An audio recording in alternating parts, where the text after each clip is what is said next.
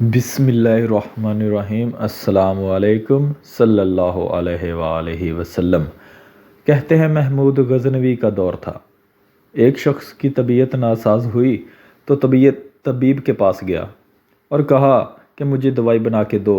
طبیب نے کہا کہ دوائی کے لیے جو چیزیں درکار ہیں سب ہیں سوائے شہد کے، تم اگر شہد کہیں سے لا دو تو میں دوائی تیار کیے دیتا ہوں۔ اتفاق سے موسم شہد کا نہیں تھا۔ اس شخص نے حکیم سے ایک ڈبیا لی اور چلا گیا۔ لوگوں کے دروازے کھٹکھٹانے لگا مگر ہر جگہ مایوسی ہوئی۔ جب مسئلہ حل نہ ہوا تو وہ محمود غزنوی کے دربار میں حاضر ہوا۔ وہاں ایاز نے دروازہ کھولا اور دستک دینے والے کی بات سنی۔ اس نے وہ چھوٹی سی ڈبیا دی اور کہا کہ مجھے اس میں شہد چاہیے۔ ایاز نے کہا آپ تشریف رکھیے، میں بادشاہ سے پوچھ کے بتاتا ہوں۔ ایاز وہ ڈبیا لے کر بادشاہ کے سامنے حاضر ہوا اور عرض کی کہ بادشاہ سلامت، ایک سائل کو شہد کی ضرورت ہے۔ بادشاہ نے وہ ڈبیا لی اور سائڈ پر رکھ دی۔